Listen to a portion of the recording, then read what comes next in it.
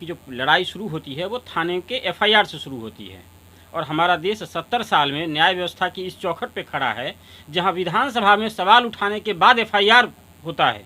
ये हम नहीं कह रहे हैं, ये कल के अखबार में हिंदुस्तान में आप देखिए, ऋषि कुमार जो आरजेडी से औरंगाबाद से के दाऊदनगर थाने का एक मामला सामने रखते हैं सदन में और कहते हैं कि थानों में एफआईआर रिपोर्ट नहीं होती है और उसके बाद विधानसभा में उठाने के बाद एफआईआर लॉन्च होता है। हमारे साथ ही शिवनंदन भारती जी। ये है कि पहले बहुत लोगों को जानकारी नहीं कि एफआईआर क्या होता है और एफआईआर दर्ज किन केसों में होता है, किन परिस्थितियों में होता है और आखिर पुलिस क्यों बचती है एफआईआर करने से। ये मूलभूत जो है सो समस्याओं को समझना होगा। तो सर्वप्रथम समझिए कि सीआरपीसी की धारा 154 है, जिसके तहत पुलिस को के पास जब कभी भी कॉग्निजेबल ऑफेंस का रिपोर्ट आप करने जाएंगे तो उसी के संबंध में उनको एफआईआर दर्ज करना है। तो अब सवाल ये है कि कॉग्निजेबल ऑफेंस क्या है। तो कॉग्निजेबल ऑफेंस का हम बहुत लिटरल डिफिनीसन देंगे तो आम जनता को वो चीज़ समझ में नहीं आएगा। जो गंभीर नेचर के अपराध हैं, सामान्यतः जो 3 वर्ष से अधिक की सज़ा का जिसमें प्रावधान होता है उसको कॉग्निजेबल बनाया गया। ये मैं डिफिनीसन के अकॉर्डिंग, डिफिनीसन तो 2C में बोला गया कि cognizable offence are those offence in which police officer can arrest a person without warrant, कि जिसमें बिना वारंट के किसी को गिरफ्तार किया जाए वो कॉग्निजेबल ऑफेंस है। तो कॉग्निजेबल ऑफेंस का यदि आप करेंगे तो उसी में एफआईआर। बोल चाल में आप ये समझिए कि जैसे आप हॉस्पिटल में जाते हैं तो एक इमरजेंसी काउंटर होता है, दूसरा ओपीडी होता है। तो ओपीडी में जो है सो जो गंभीर नेचर के जो तत्काल जो जिसको ज़रूरत है उसको इमरजेंसी में भेजा जाता है, जो टालने लायक होता है उसको ओपीडी में भेजा जाता है। ठीक उसी तरीके से आप थाना को इमरजेंसी समझिए कि बहुत गंभीर नेचर का अपराध का है, उसमें एफआईआर उनको दर्ज करना है, जिसको कॉग्निजेबल मैंने कहा, ये सामान्य था। परंतु जब एफआईआर जब दर्ज होता है उसके बाद पुलिस का फंक्शन शुरू होता है कि अनुसंधान का स्टेज स्टार्ट होता है, जिसको इन्वेस्टिगेशन कहते हैं। और अनुसंधान के बाद उसने क्या सबूत इकट्ठा किया, जो उसको मिला और क्या मामला सत्य मिला या असत्य मिला, वो फिर चार्जशीट में वो जमा करेंगे। तो पुलिस का जो है सो एफआईआर 154 से शुरू होता है और अनुसंधान जब पूरा होता है, चार्जशीट जमा करेंगे तो पुलिस का उस केस के संबंध में जो अनुसंधान कंप्लीट होता है। तो डायरी लिखना कि इतना बजे मैं वहाँ पर पुलिस प्रस्थान किया, इतना बजे इस गवाह से मिला, फर्दर बहुत सारी चीज़ों को एक डायरी लिखना, और लिखना पढ़ने से सभी लोग भागते हैं। तो पुलिस ऑफिसर्स के पास एक हेडेक होता है कि एफआईआर लिखेंगे तो उसको पूरा फॉर्मेलिटी पूरा करने में एक आईओ को लिखना ये टफ लगता है, तो वो टालते हैं कि जितना यथासंभव हो इतना माथापच्ची से बचना, जो एक ह्यूमन टेंडेंसी होता है। रिकॉर्ड भी कम हो कि हमारे यहाँ कम क्राइम हो। पहला तो ये पहला रिकॉर्ड से बहुत ज़्यादा लोगों को नहीं, उस पर काम करना होता है। वो जाए घटना स्थल पर या नहीं जाए, टेबल पर भी बैठ के उनको रिपोर्ट जरूर लेकिन तैयार करना होगा। इसीलिए वो लोग यथासंभव हो टालने की कोशिश करते हैं कि माने जितना जल्दी, माने जितना देर तक हो सके वो टालते हैं। पहली बात तो ये। अब ऐसे परिस्थिति में यदि आप थाना पर जाते हैं, आपके साथ कोई गंभीर नेचर का अपराध कोई कारित किया हो, तो आपका पुलिस यदि एफआईआर लेने से मना करता है तो उसका एक सिंपल सा तरीका है, आप स्पीड पोस्ट कीजिए। जो भी है आप रिटेन में लिखकर उसको स्पीड पोस्ट कीजिए, और स्पीड पोस्ट जब आप करते हैं तो आपको डाकिया पोस्ट ऑफिस से जो आपको रसीद मिलता है वो सबूत होता है। और वो स्पीड पोस्ट आप एसपी साहब को भी कर दीजिए कि देखिए हम थाना पर गए, मेरा केस नहीं हुआ, और एसपी साहब उस पर कार्रवाई करते हैं अधिकतर केसों में। चूँकि अब रिकॉर्ड हो गया, वो डिनाई नहीं कर सकते हैं क्योंकि आपके पास सबूत बन जाता है वो जो आप पोस्ट ऑफिस में जाते हैं। इसीलिए मैंने कहा कि स्पीड पोस्ट कीजिए। और यदि उसके बाद भी यदि कार्रवाई नहीं होती है तब आप उसको सबूत के तौर पर रखिए, और उसके बाद आप कोर्ट में केस करने जाते हैं। सारे घटनाओं की मैं थाना पर गया था, थाना ने इनकार किया, तब वहाँ पर 156 के क्लॉज 3 में वहाँ के जो जुडिशियल मजिस्ट्रेट होते हैं सीजीएम साहब, वो फिर थाना को भेजते हैं और तब थाना इनकार नहीं कर सकता, हर हाल में उसको लेना पड़ेगा। लेकिन इस पूरे प्रोसेस में क्या होता है कि लोगों के साथ जब घटनाएँ होती है तो वो चाहता है कि तुरंत में हमको कोई माने एफआईआर हो जाए, पुलिस हमको इमीडिएट हेल्प करे। वो नहीं होता है तो लोगों का जो पीड़ित व्यक्ति होते हैं उसको मनोबल टूटता है। तो जो पूरे होल जुडिस्प्रूडेंस का जो सिद्धांत है कि लोगों को न्याय उसको फर्स्ट स्टेज में मिले, उसको अर्ली स्टेज में मिले, उस सिद्धांत का कहीं ना कहीं हनन होता है। ऐसे परिस्थिति में जो सरकार अभी जो विधानसभा में जिस प्रश्न को लाया गया, तो सरकार की तरफ से भी बोला कि नहीं, हर हाल में पुलिस को एफआईआर लिखना होगा। और number of judgement honourable Supreme Court का और हाई कोर्ट का है कि जब कोई व्यक्ति पहुंचे तो एफआईआर आपको लेना ही है, बिना कोई दिमाग लगाए, कानून यही कहता है। और एक कॉपी उनको मुफ्त में देना भी है। बहुत जगह जाइएगा तो आपको कहेगा कि एफआईआर लिखना है, लेना नहीं चाहेंगे तो बोलेंगे एक जिस्ता कागज़ लेके आओ, एक जिस्ता कार्बन को लेके आओ। ये सब प्रक्रियाएँ थाना पर होता है। तो आपको ऐसे में आपको कुछ नहीं है, आप जाइए एफआईआर लिख कर उनको दीजिए, फ़ोटोकॉपी भी करा के पुलिस के को देना है, ना कि आपको बाहर से लाके करा के देना है। ये आपका कानूनी अधिकार है। यदि नहीं पालन करता है तो आप कोर्ट में जाइए, शिकायत कीजिए। थोड़ा तो आपको लड़ना पड़ेगा, लेकिन हमारे यहाँ हिंदुस्तान का जो एक है, चूँकि ज्ञान का अभाव, गरीबी, जिस वजह से लोग लड़ना नहीं चाहते हैं, जगह जगह शिकायत करना नहीं चाहते। एक तो लोग वंचित होते हैं, पीड़ित होते हैं, तो थाना तक पहुँचे, और थाना यदि पीड़ित करता है तो उससे आगे बढ़ने का जो है सो बहुत कम ही लोग साहस दिखाते हैं, जिसका लाभ थाना और पुलिस पदाधिकारी मनमानी तौर पर करके दिखाते हैं। तो अगर इस तरीके का अगर डिनाई हो जाता है, तो आपने बताया कि वो कारण है, कोई और भी इसके प्रक्रिया है जहाँ से इजीली लोग न्याय पा सकते हैं? देखिए, केस करने का मैंने कहा कि दो ही मार्ग है, या तो डायरेक्ट आप कोर्ट में जाइए या थाना पर जाइए, दो ही तरीका है इन केस करने का। लेकिन कोर्ट में भी डायरेक्ट आप जाएंगे तो कहेगा कि आप पहले थाना पर गए थे, और गए थे तो उसका सबूत क्या है, तो सबूत आपको दिखाना होगा, तभी आपका केस जो है सो आगे प्रोसीड करेगा। नहीं तो कैसिंग वगैरह में लोग आ जाते हैं कि देखिए ये प्रॉपर चैनल को फॉलो नहीं किए और डायरेक्ट कोर्ट में गए। कंप्लेंट केस को वैसे भी थोड़ा साइकोलॉजिकली लोग हल्का मानते हैं, जो कोर्ट के माध्यम से होता है। थाना को पर जो केस होता है उसको थोड़ा बेल उल के टाइम में उसको अहमियत ज़्यादा दी जाती है। ऐसा हालांकि कानून में कहीं रिटेन नहीं है, लेकिन साइकोलॉजिकली असर होता है ऑनरेबल जज साहब हों इन लोगों के ऊपर। तो लोगों को पुलिस केस जब होता है तो उसका ज़्यादा अहमियत दी जाती है। तो इस चीज़ का ख्याल रखना चाहिए कि आप प्रॉपर फोरम में जाइए। अब तो और भी तरीका आसान है कि आपको कुछ नंबर्स दिए गए हैं, जैसे 100 पर आप कॉल करते हैं, बिहार में तो भी है लेकिन उतना कारगर नहीं है अन्य जगहों पर, तो वहाँ पर रिकॉर्ड होता है। वहाँ पर पुलिस को आना ही पड़ेगा, कोरम पूरा ही करना पड़ेगा। तो जो कुछ फ़ोन टेलीफोनिक या मेल कर दीजिए, वो भी एक रिकॉर्ड का चीज़ है।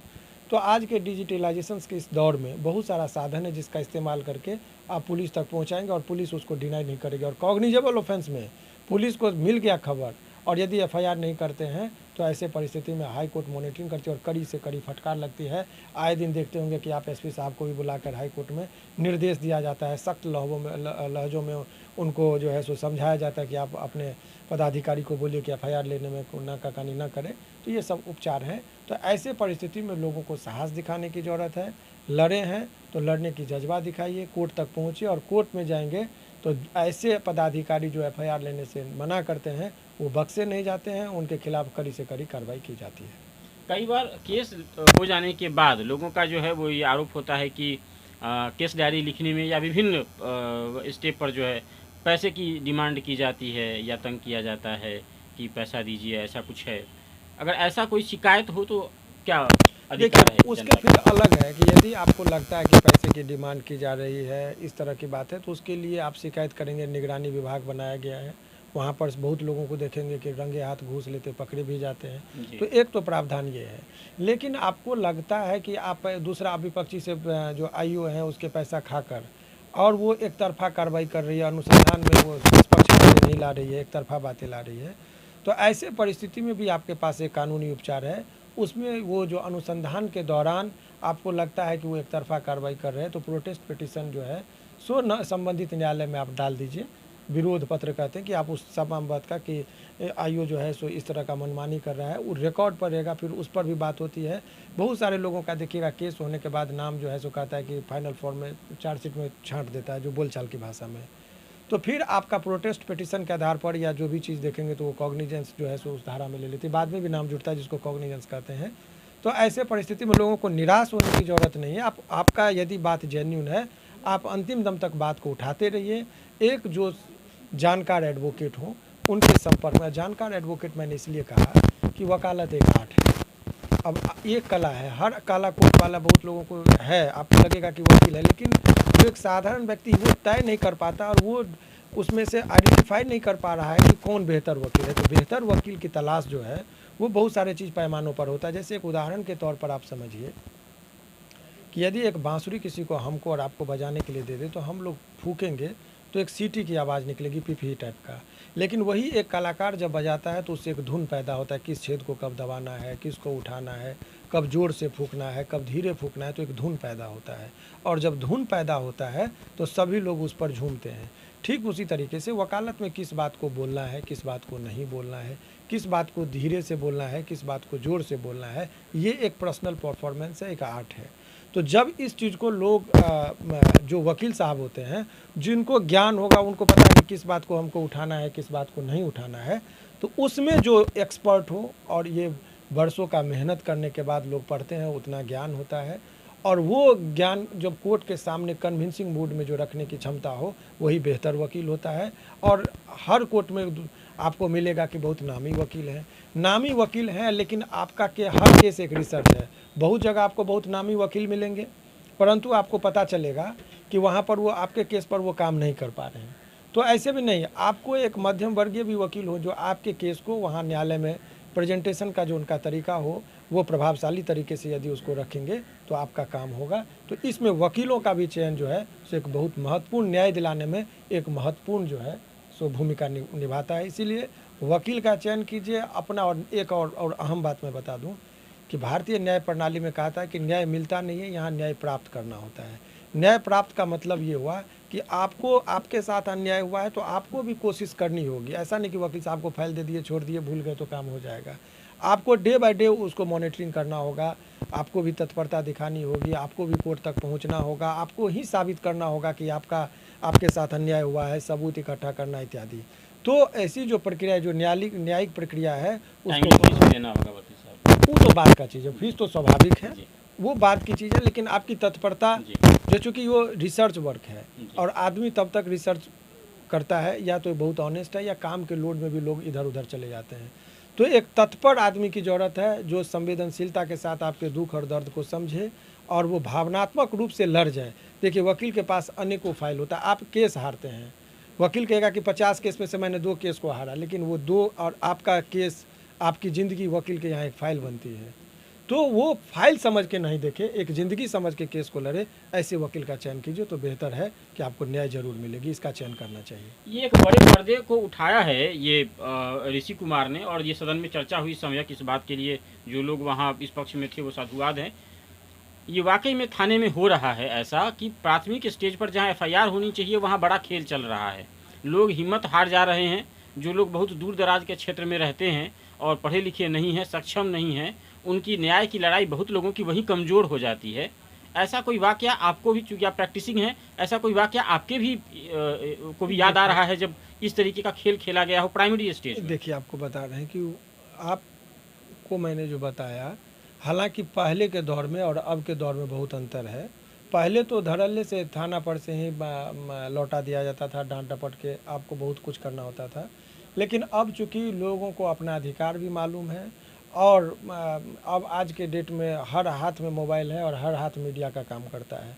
न्यूज़ वायरल होने के डर से, अपने उसके कानूनी बहुत सारे उपचार हैं उसके डर से, शिकायत न हो जाए उसके डर से, पुलिस अब अधिकतर लोगों का एफआईआर लेती है। एकाध कुछ लोग ढीठ टाइप के होते हैं जिनको कानूनी जानकार नहीं है, वो लोग जो है सो इस तरह का काम करते हैं। लेकिन ये बात कहना कि एक चीज़ और जान लीजिए कि पुलिस को एक बैगे कटघरे में हर पुलिस को खड़ा करना, ये भी उचित नहीं है। कुछ पुलिस ऐसे हैं कि जो बहुत ईमानदारी से भी काम कर रहे हैं, उनको अवार्ड भी मिलता है। लेकिन कुछ पुलिस ऐसे हैं कि अधिकतर पुलिस के बारे में आप कह सकते हैं, लेकिन अब दिन प्रतिदिन जो है सो कुछ मामले में पुलिस भी अपनी छवि में सुधार कर रही है। हालांकि अभी बहुत मेहनत करने की ज़रूरत है उनको। पुलिस को तो एक हमदर्द बन के आना पड़ेगा लोगों के पास। वो जैसे अंग्रेज़ के ज़माने में पुलिस को देख के ही डरता था लोग, तो वो नहीं, उनको एक छवि, एक दोस्त के भांति कि कोई आदमी पीड़ित है, उनके पास जब पुलिस पहुँचती है तो उनको एक उम्मीद दिखती है कि न्यायिक प्रणाली, सरकार, व्यवस्था और देश के प्रति उसकी आदर बढ़ती है। तो पुलिस की भूमिका किसी भी देश में और किसी भी राज्य के लिए एक बहुत ही अहम भूमिका होती है। तो पुलिस को भी अपने छवि को सुधारना चाहिए, लोगों के प्रति सिंपैथी होकर काम करना चाहिए, और जो बुरे लोग होते हैं, समाज में असामाजिक तत्व होते हैं, उन पर नकेल कसना चाहिए। ऐसे लोगों पर जितनी त्वरित और कठोर कार्रवाई हो वो पुलिस करेगी। ऐसा कोई वाक़या जो आपके साथ हुआ हो, आपने कभी देखा हो, ऐसा कोई केस लड़ा हो? अनेकों केस हैं। आए दिन महीना में तो 10-20 केस ऐसे मिल ही जाते हैं हम लोगों को, जिसमें एफआईआर नहीं लिखता है तो हम लोग को कंप्लेंट केस दर्ज करवाना होता है। तो ये एक बात नहीं, सैकड़ों मामले ऐसे हो रहे हैं, और हज़ारों मामले ऐसे भी हैं कि जो एफआईआर हो भी रहा है। दोनों बात है। लाखों मामले ऐसे हैं जो केस होता है पुलिस केस, लेकिन सैकड़ों में आपको मिलेंगे कि जो नहीं हो रहा एक है। बार की तो ये कह देना दोनों कि बात FIR हाँ, होता ही नहीं है, हाँ ये तो गलत इसीलिए है। दोनों बात हाँ, है कुछ पुलिस लेकिन का कुछ केसेस मिलते हैं जहाँ FIR नहीं होते हैं बिल्कुल। और उनकी संख्या कुछ नहीं बहुत ज़्यादा होती है, बिल्कुल। तो इस वजह से दिक्कत होता है। खास तौर से दूर दराज के क्षेत्रों में ये परसेंटेज ज़्यादा है। बिल्कुल। जो शहरी क्षेत्र में लोग हैं वहाँ लोग भी जागरूक हैं, प्रशासन भी की भी नज़र पूरी रहती है, तो बड़ी अधिकारी का भी डर रहता है, तो वहाँ ऐसा नहीं होता है। कुल मिलाकर के स्थिति ऐसी हो गई है। और इसमें एक जो महत्वपूर्ण पहलू है वो ये है कि इसमें महागठबंधन के आरजेडी, कांग्रेस और इनके लोगों ने आवाज़ उठाया है। भाई वीरेंद्र ने यहाँ तक कह दिया है कि सरकार की छवि को धूमिल करने का प्रयास हो रहा है और कुछ पुलिसकर्मी हैं जो सरकार के साख को खराब करने का प्रयास कर रहे हैं, उनके विरुद्ध कार्रवाई होगी। उसके अलावा कांग्रेस के दुबे जी ने कहा है कि किसी को भी पकड़ के पुलिस जो है वो अंदर कर दे रही है, पैसा ले करके किसी को भी पकड़ ले रही है। तो ये एक बड़ा जो है सो सवालिया निशान है। दबाव यहाँ तक बढ़ गया कि गृह राज्य मंत्री विजेंद्र यादव को कहना पड़ा कि सभी एसएसपी को लेटर भेजा जाएगा कि FIR पे निश्चित रूप से जो है वो रिपोर्ट किए जाएं और उसके खिलाफ कोई भी हिला हवाली और मनमानी नहीं चलेगी। ये बात रहा। लेकिन इसमें एक सवाल निकल करके आता है कि ये जो प्रशासन विभाग है, गृह विभाग है, ये नीतीश जी के अंदर है। तो ये सवाल अगर बीजेपी पूछता तो ये बात नॉर्मल था, लेकिन ये सवाल आरजेडी पूछ रही है, तो क्या पता फिर कुछ सियासी खिचड़ी पक रही है, इसका भी अंदेशा हो सकता है। आप बिहारी जंक्शन देख रहे हैं। बहुत बहुत धन्यवाद।